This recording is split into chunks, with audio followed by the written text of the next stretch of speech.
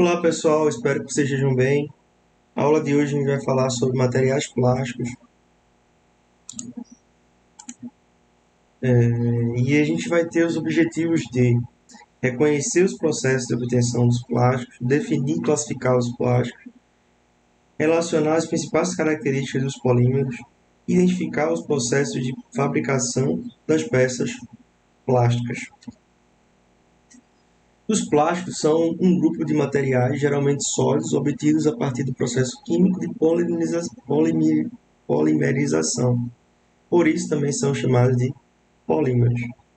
Só que acredito que vocês já devem ter ouvido falar que a maioria dos polímeros tem origem orgânica e são compostos de hidrogênio e carbono, sendo esse carbono hidrocarbonetos, com ligações covalentes.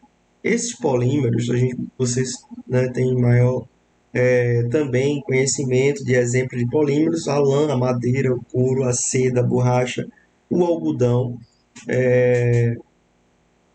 que são aí exemplos de materiais derivados do polímero natural ou polímeros naturais. Além de outros como as proteínas, as enzimas, os amidos e a celulose, que são outros exemplos de polímeros naturais. Quando a gente fala em plástico, a gente também ouve expressões que, como eu posso dizer, nos levam a pensar que faz parte do processo de fabricação dos plásticos, a elasticidade e a plasticidade. Mas só que essas duas expressões são conhecidas e aplicadas mais aos materiais metálicos. No caso dos polímeros, que a gente vai retratar agora, essas expressões têm um sentido um pouco diferente. O conceito de plástico, a gente define como os plásticos como um grupo arbitrário de materiais artificiais, geralmente de origem orgânica sintética, que em algum estágio de sua fabricação adquirem condições plásticas, durante o qual foram moldados com aplicações de pressão e calor. Então, com a aplicação de pressão e calor, consegue-se aí moldar e adquirir condições que fazem a formação dos plásticos. Com o desenvolvimento científico, tornou possível estruturas semelhantes aos polímeros naturais, de modo sintético, nos quais é possível um maior controle das propriedades e redução do custo de produção. E aí a gente entra, um grande número de materiais úteis do nosso cotidiano são polímeros sintéticos. Então, a gente tem aí as borrachas, os materiais plásticos e algumas fibras. As características e as propriedades dos plásticos facilitam as aplicações nas construções de peças e equipamentos pelas indústrias de transformação.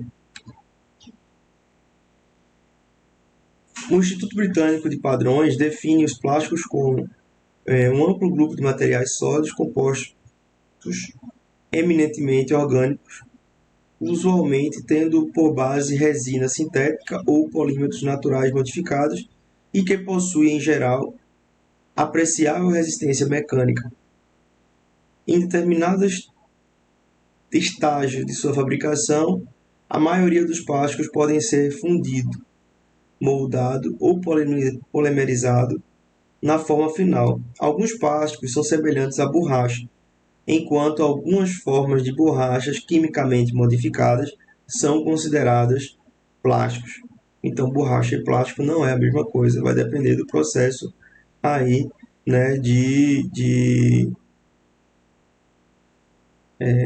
processo químico, enfim. A matéria-prima dos plásticos, eu não sei se todos sabem, mas a matéria-prima do plástico é o petróleo, que é, na realidade, um complexo de mistura de compostos. Então, tem vários compostos aí que compõem o mesmo. Pelo fato desse composto possuírem diferentes temperaturas de ebulição é possível separá-los através de um processo conhecido como destilação ou craqueamento. Craqueamento nada mais é do que a quebra de moléculas. A fração nafta, C5 a C12, é fornecida para as centrais de petroquímicas, onde passa por uma série de processos, dando origem aos principais monômeros, como o etano. Aí a gente chega aí, né, na descrição que o carbono é um elemento fundamental de todos os plásticos, pois combinado com por ser, né, combinado com quatro átomos de outro elemento. Então, falando em polímero, polímero é uma combinação de monômeros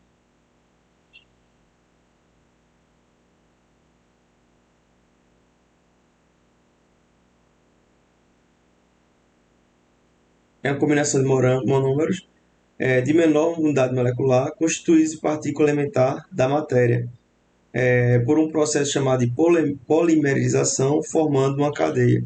Um exemplo de monômero é o gás etileno, C2H4, e de polímeros são os polietileno e o polipropileno. O processo de polimerização que conduz os polímeros a partir de monômeros consiste na aplicação do calor, pressão, utilizando de processo químico e aditivos, de modo a resultar em estruturas em formas de cadeia, aos quais os polímeros são, no comércio, frequentemente chamados de resina. A combinação de dois grupos de monômeros diferentes por polimerização produz um copolímero. Então, quando a gente obtém materiais compostos diferentes do polímero, chamamos de polímero linear, aquele que apresenta largura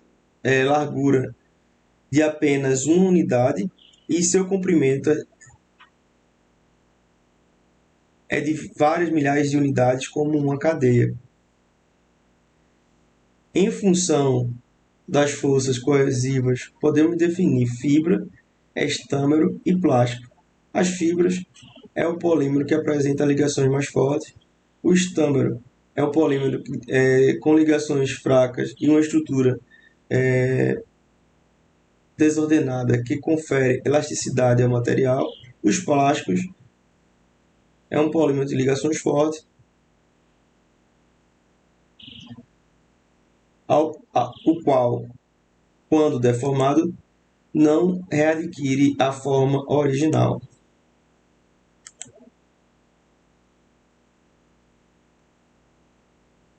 Então, o peso molecular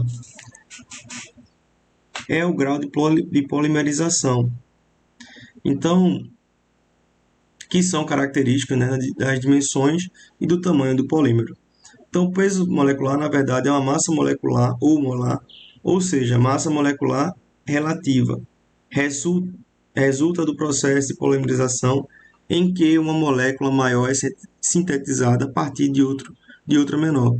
O crescimento nas diferentes cadeias irá determinar seu tamanho e, consequentemente, sua massa, peso molecular.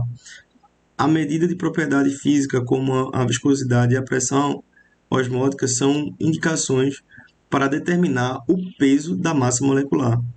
O grau de polimerização indica o número médio de unidades padrões em uma cadeia. A estrutura das cadeias moleculares são mais comuns, definidas como lineares, ramificadas e ligações cruzadas, sendo elas, as lineares, as que têm as unidades moleculares unidas ponta a ponta em uma única cadeia, sendo flexíveis e com grande número de ligações de Van der Waals. O cloreto de polivinila, o polietileno, o nylon, o fluorcarbono são alguns exemplos, né, de unidades moleculares, né, lineares. Os ramificados, as cadeias laterais são ligadas às principais, formando ramificações decorrentes de reações paralelas durante a síntese de um polímero. Esses ramos diminuem a compactação e, em consequência, a densidade de polímeros. As ligações cruzadas, falando de ligações cruzadas, cadeias lineares são unidas em várias partes por ligações covalentes, não reversíveis, realizadas em alta temperatura durante a síntese de polímeros. Nas borrachas, esse processo é conhecido como vulcanização. Essas ligações são facilitadas pela presença de átomos ou moléculas de aditivos com ligações covalentes às cadeias. Materiais elásticos, como borrachas, e suas características são exemplos disso. Nos polímeros em rede, uma unidade molecular possui 3 ligações covalentes ativas, formando rede. A presença de um número grande de ligações cruzadas também pode ser caracterizar um desses polímeros. As propriedades térmicas e materiais são distintas dos demais. E falando aí da cristalinidade,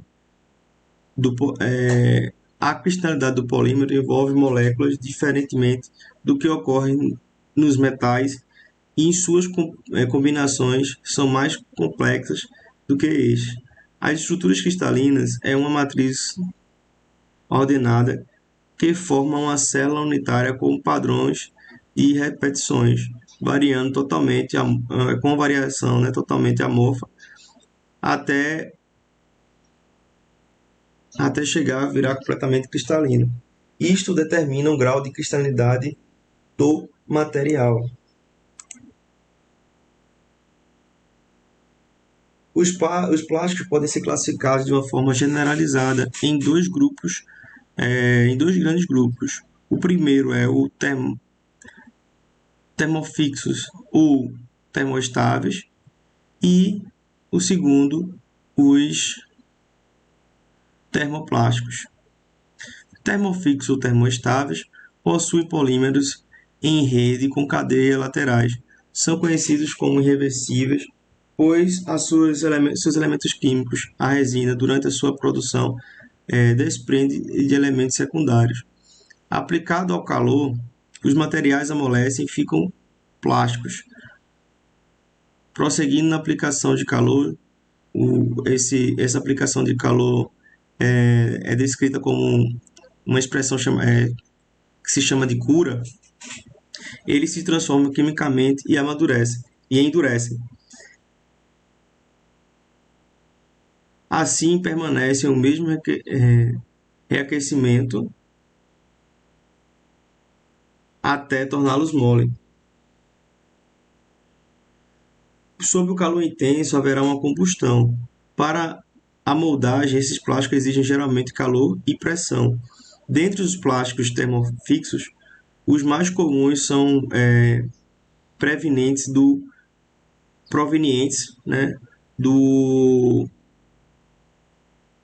fenol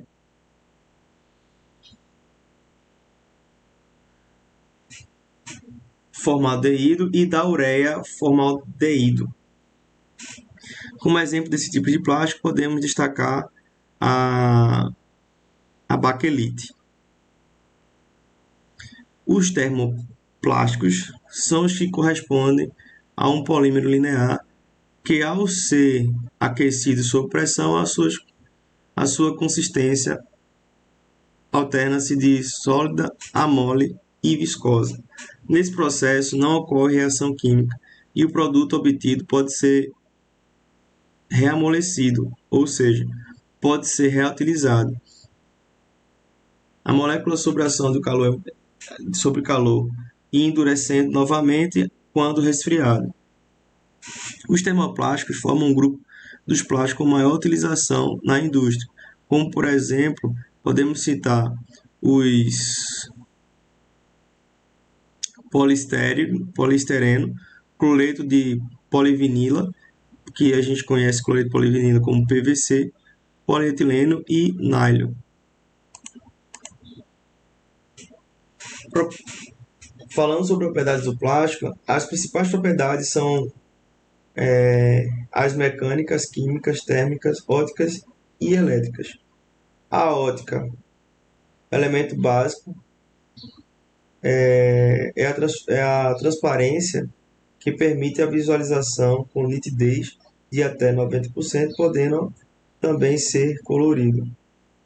Térmica, destaca-se a elevada resistência ao amolecimento pelo calor. A elétrica ou resistência dielétrica, a capacidade de isolação elétrica.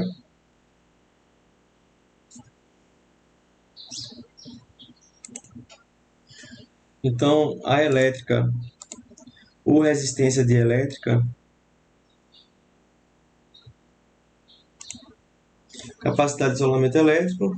A mecânica, resistência ao choque, é uma característica fundamental, é importante em vasilhames e embalagem.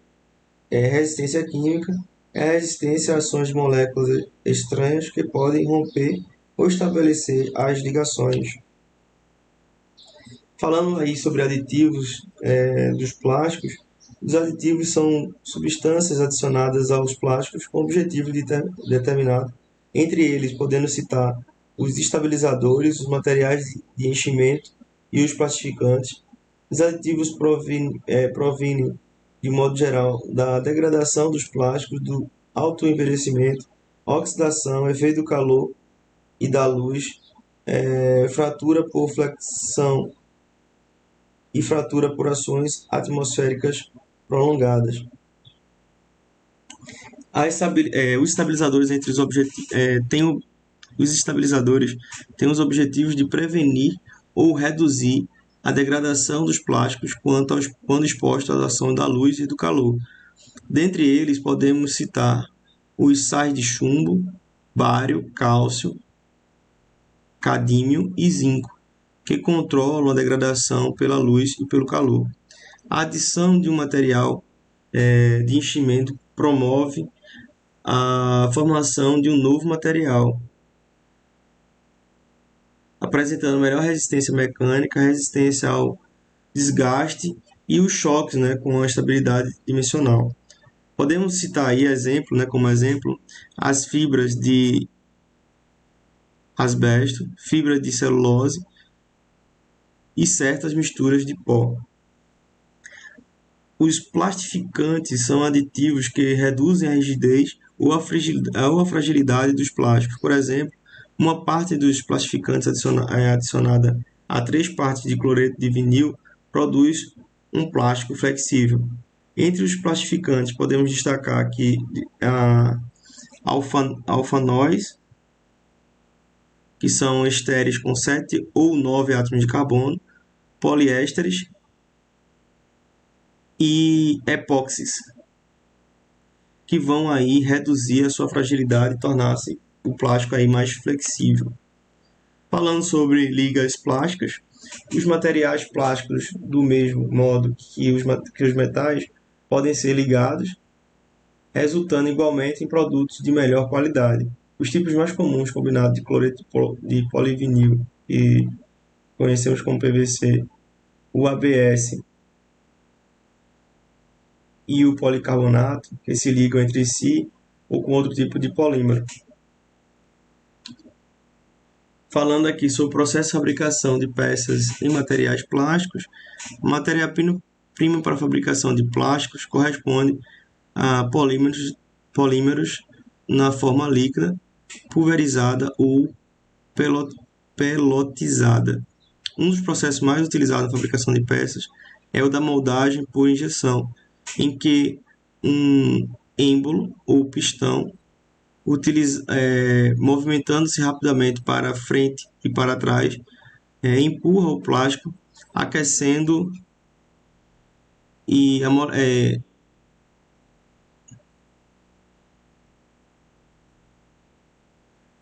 pegando nessa estrutura de plástico aquecida e amolecida, através do espaço entre as paredes do cilindro e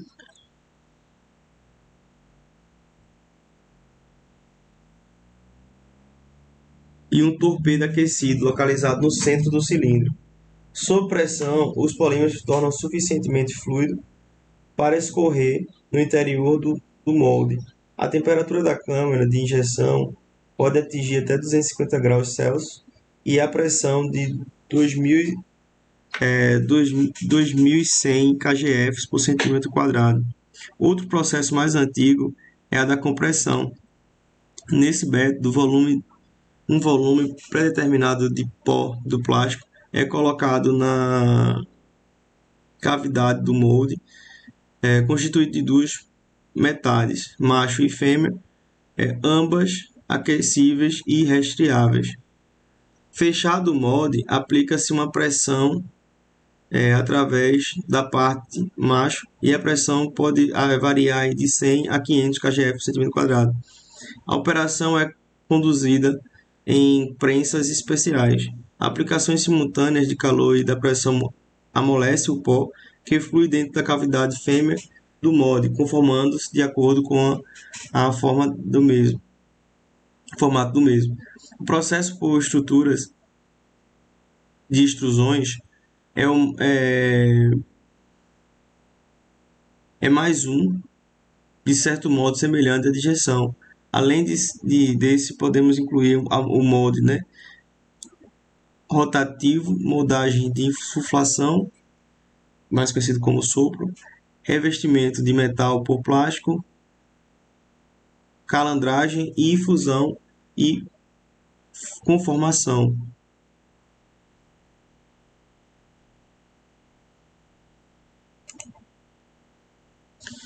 Então, sobre o processo de fabricação de peças e materiais, aqui a gente tem as propriedades dos polímeros, os tipos de polímero, densidades, moldes, resistência à atração, temperaturas e temperatura de amolecimento. Fechado o molde, aplica-se uma pressão através na parte do macho, a pressão varia entre 100 a 500 kgf por centímetro quadrado. A operação é conduzida em prensas especiais. A aplicação simultânea de calor e pressão amolece o pó que flui dentro da cavidade fêmea do molde, conformado de acordo com as formas do mesmo. O processo por extrusão é mais um, de certo modo, semelhante à injeção. Além desses, podemos incluir moldagens rotativas, moldagem de insuflação, sopro, revestimento de metal por plástico e calandragem, fusão e conformação. Em resumo, ao concluirmos essa aula, constatamos a importância que os plásticos têm como matéria-prima na indústria. A sua utilização vem aumentando, substituindo antigos materiais. O avanço tecnológico desenvolveu técnicas de síntese que possibilitou melhores propriedades, assim como novos materiais. As pesquisas também criaram alternativas novas de aplicação desses materiais. É importante destacar a alta capacidade de reciclagem que estes materiais possuem, permitindo maior aplicação do produto e elaborados a partir dos plásticos.